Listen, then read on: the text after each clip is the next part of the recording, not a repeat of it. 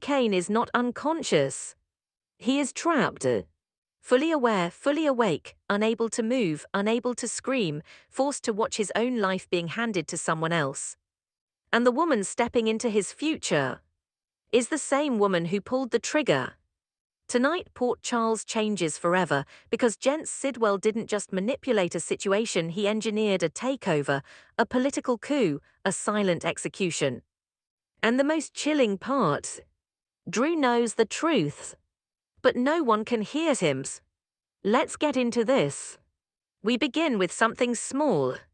A phone call. At her apartment, Trina Robinson accidentally dials her mother, Portia Robinson, and hangs up almost immediately. It seems harmless, but it is, because Portia sees the missed call. And in that tiny moment, we feel the weight of a fractured relationship. Trina brushes it off while talking to Kai Taylor. She insists it was just a mistake, but her voice carries hesitation, guilt, pride.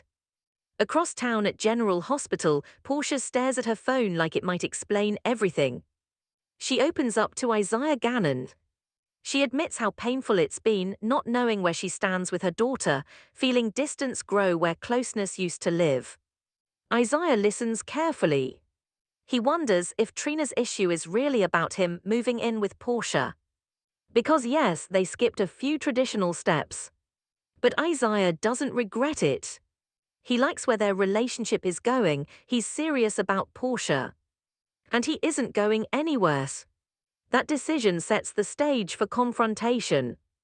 Because when Isaiah visits Trina, hoping for understanding, he gets resistance instead. Trina makes it clear she's not giving her blessing. Isaiah gently challenges her. Does she really want her mother unhappy, alone? Is holding on to anger worth that cost? It lands. It's hard. Trina doesn't change her mind. But she does decide to go see her mom. Is this the start of healing? Or is this family about to crack under pressure? Hold that thought. Because while emotions simmer in one corner of Port Charles, a political bomb is ticking in another. At Laura Collins' office, tension walks in wearing a suit. Ezra Boyle delivers a message from Jenz Sidwell. The press conference has moved up, and Willow Cain will be announced as Drew's replacement in Congress. Laura is stunned. She already prepared to announce Alexis Davis stepping into that role. But Ezra insists the plan has changed. And beneath his polite tone is a warning. They are both in a dangerous position. Sidwell expects compliance. Laura immediately recognizes the trap. Willow would be a puppet. Sidwell would have Washington in his pocket. Laura refuses. She says she will move forward with Alexis. But here's the problem. Sidwell always plans 2 steps ahead. And he isn't relying on Laura's cooperation. He's relying on fear. At Willow's house, that fear becomes real. Sidwell arrives unannounced. Calm, composed, completely in control. Willow tries to decline the Congress seat. She says she's not ready, she says it's wrong. Sidwell doesn't raise his voice. He doesn't need to. He reminds her that he has already handled Laura. He reminds her of everything he has done for her. And then he reminds her what he can take away. Her children. In that instant, the room shifts.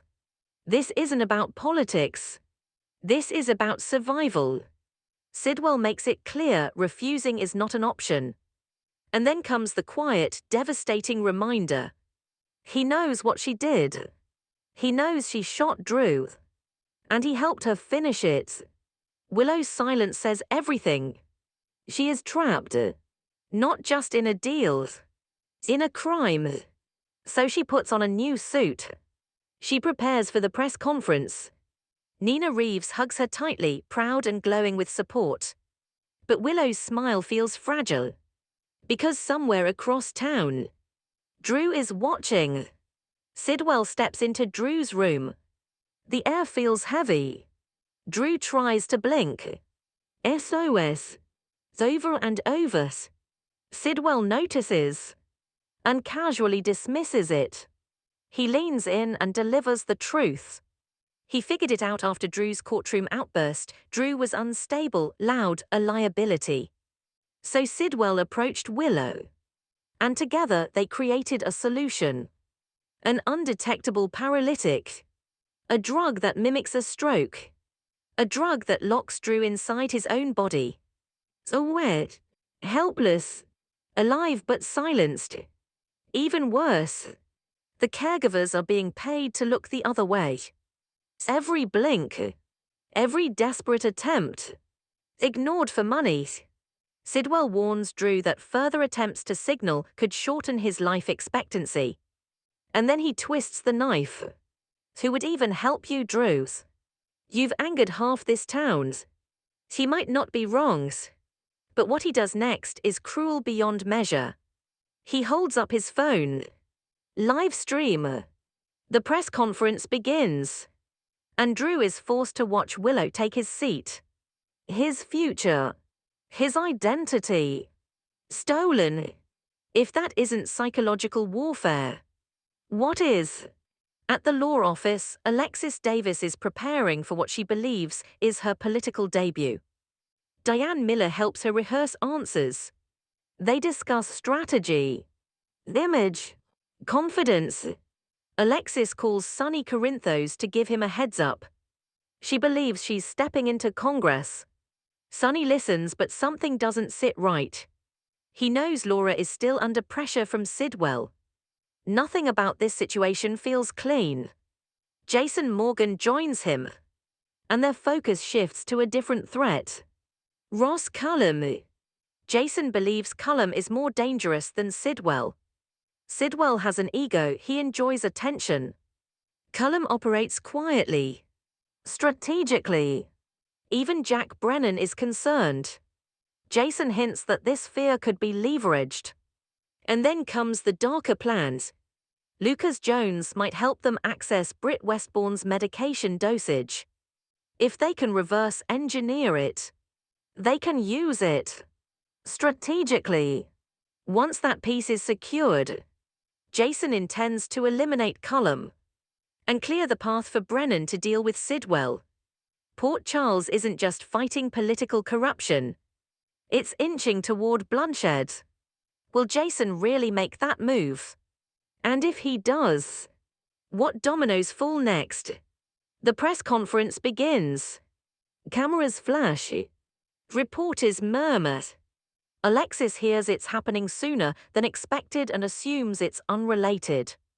Then Laura steps up to the podium and announces Willow Cain as Drew's replacement.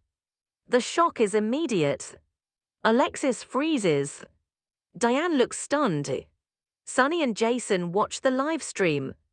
Sonny mutters what everyone is thinking. Sidwell cut Laura off at the pass.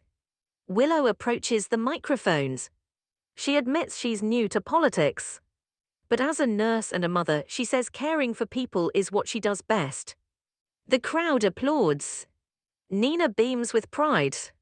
Laura stands nearby, uneasy, because she knows the cost of this announcement.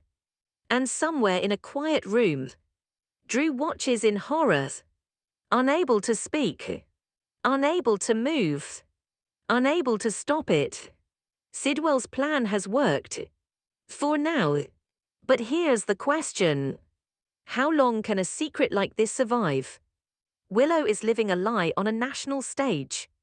Sidwell controls her with fear. Jason is plotting a potential hit. Laura is compromised. And Drew is still conscious. Still trying to communicate. What happens if someone finally notices the blinking? What happens if one caregiver grows a conscience? And what happens when Willow realizes that once Sidwell owns you, he never lets you go? Port Charles has entered a dangerous new chapter. Power, blackmail, political takeover, silent revenge. And the most explosive truth of all. The victim is still alive. So I want to know what you think. Is Willow purely a victim of Sidwell's manipulation? Or did part of her want Drew out of the way? And if Drew ever regains control of his body, will he expose her? Or protect her? Let me know your theories in the comments. And if you want daily deep dives into general hospital drama like this, make sure you're subscribed so you never miss what's coming next. Because something tells me Sidwell's victory is only temporary.